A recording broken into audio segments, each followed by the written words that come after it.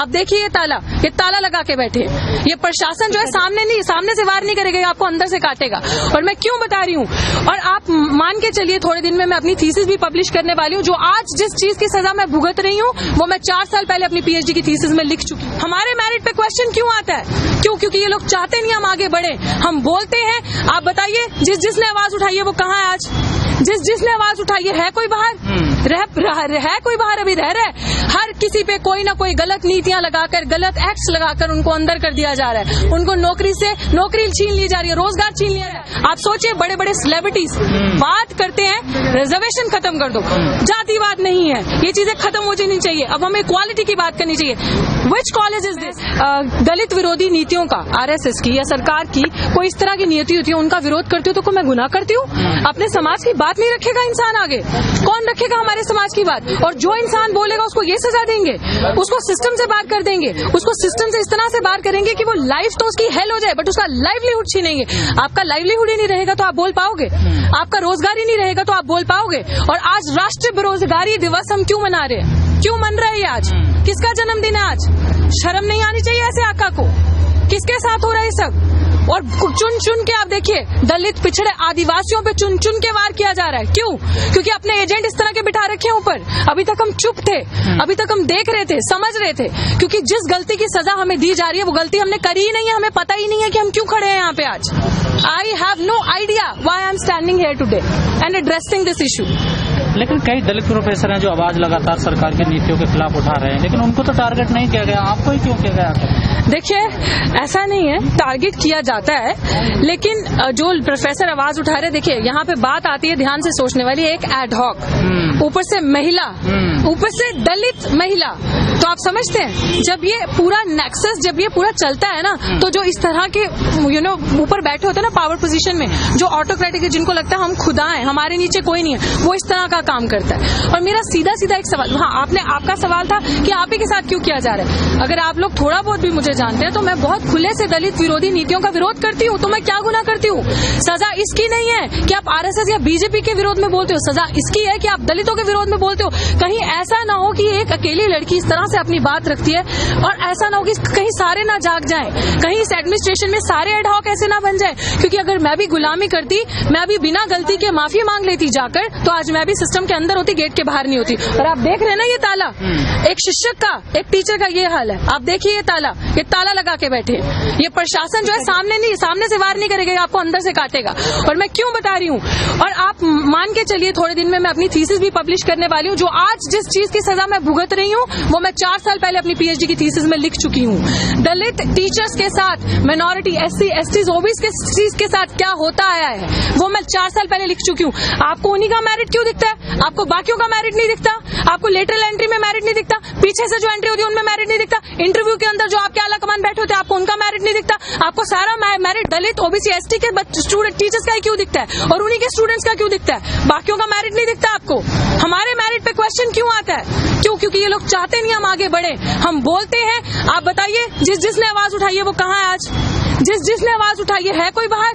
है कोई बाहर? अभी रह रहा है। हर किसी पे कोई ना कोई गलत नीतियां लगाकर, गलत एक्ट्स लगाकर उनको अंदर कर दिया जा रहा है। उनको नौकरी छीन ली जा रही है, रोजगार छीन लिया जा रहा है। क्यों आज प्रधानमंत्री जी के जन्मदिन पे राष्ट्रीय बेरोजगारी दिवस मनाया जा रहा है? ये बहुत प्राउड की बात है, बहुत प्रिविलेज की बात है। कहाँ जा रही है हमारे देश की जीडीपी? कहाँ पहुंच रहे हैं हम? एक साइकोलॉजी की टीचर हूँ, एक साइकोलॉजी पढ़ाती आई हूँ, I am an assistant professor. मैंने दिल्ली विश्वविद्यालय से अपनी पढ़ाई पीएचडी करी है, तो मुझे आप चैलेंज कर रहे हैं, मेरे मेरिट को आप क्वेश्चन कर रहे हैं। कहा जा रहा है आपका रिजल्ट भी अच्छा आया है आपके सब्जेक्ट का, फिर भी आपको क्यों निकाला? जी मेरा सब कुछ अच्छा है, मेरे पास दर्जनों के हिसाब से स्टूडेंट फीडबैक है, मेरे पास प्रूफ है हर एक चीज का वैलिड। 9 तारीख को मेरी टीचर इंचार्ज मुझे बुलाती है कि आप आ जाइए, कल अपनी ज्वाइनिंग ले लीजिए, करवा लीजिए, सारे मेरे साथ जो और भी एडहॉक टीचर्स थे। एंड उसके बाद 8 तारीख को प्रिंसिपल का पर्सनल अपने पर्सनल हैंडल से कॉल आती है ग्रुप पर कि मेरी ड्यूटी है 11 को। ऐसा 10 तारीख को क्या हो जाता है? और मेरे खिलाफ जो भी बनाया गया है वो 10 तारीख के बाद क्यों बनाया गया? 10 तारीख से पहले क्यों नहीं था? 10 तारीख को क्यों नहीं था? वो पहले बाद में क्यों हुआ? समझते नहीं है नीतियां इनकी। तो क्या पुलिस की प्रिंसिपल की भूमिका रही है इस पूरे मामले में? देखिए बिल्कुल ऑफ कोर्स जब टीचर इंचार्ज ने मेरा कॉन्ट्रैक्ट रिन्यू किया पिछली बार, उसके बाद फिर वो कह रही है रिन्यू करने के लिए। जब टीचर इंचार्ज जानती है पोटेंशियल, तो प्रिंसिपल कैसे इंटरफेयर कर सकते हैं? टीचर इंचार्ज ने जब ज्वाइनिंग लिख के दे दिया, I have got the proof with me, तो हु इज शी? आप जानते हैं मुझे ज्यादा या मेरा डिपार्टमेंट जानता है? और डिपार्टमेंट से वो 13 तारीख को लिखवाई है मेरे अगेंस्ट। डिपार्टमेंट से आप सोचिए ये सब पहले क्यों नहीं था? ये जब डूटा पहले गई तब क्यों नहीं था? बाद में क्यों था?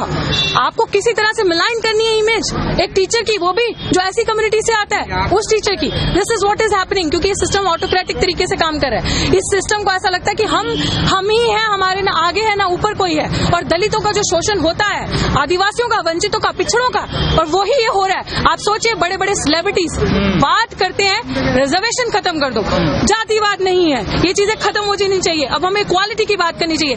Which college is this? क्या इंस्टीट्यूशन है ये? दिल्ली यूनिवर्सिटी, जहाँ पे लोग सपना लेकर आते हैं पढ़ने का, जब वहाँ पे जातिगत नीतियां इस तरह की, तो आप सोचिए बाहर क्या हाल होगा। आप सोचिए कि एक ऊपर के पोजीशन पे बैठे जब प्रिंसिपल का नजरिया इस तरह से चीजों को देखने का, तो बाकी जगह क्या हाल होता होगा। ये तो हम बोल रहे हैं क्योंकि हमने कॉम्प्रोमाइज नहीं किया। हमने कहा, हम बहुत बार ही बोला माफी मांग लीजिए, बहुत लोगों ने बोला, हमने कहा गलती बताइए, क्यों माफी मांगे, गुलाम बन जाए ताकि वो हमारी जुबान काट दे, हम बोल ना पाए। ऐसे कौन कर रहा है कि माफी मांग लीजिए आप? बहुत लोग हैं ऐसे जो अंदर से अप्रोच करते थे। किसने? हाँ, सावरकर की औलाद नहीं है ना हम, सावरकर नहीं है हम, और वो हो भी नहीं सकते। हम बोलते हैं ना, इसीलिए अखरते हैं, और इसीलिए, लेकिन ठान लिया है लड़ेंगे। और आप सावरकर ने माफी मांगी तो आपको क्या दिक्कत है? फायदे के लिए ना, वो लोग अपना फायदा कर सकते हैं। और आप ये देख लीजिए सावरकर ने माफी मांगी और देश कहाँ है, आप ये देख लीजिए। हम लोगों के अंदर सावरकर वाला ना जज्बा है ना हम वैसे हैं। भगत सिंह को सुना है 21 साल में हिला के रख दिया था ना, देखा था ना। तो क्या लग रहा है सरकार उस नजरिए से आप हमें देखिए। आपको क्या लग रहा है सरकार की नीतियों के खिलाफ बोलने की सजा मिली है आपको?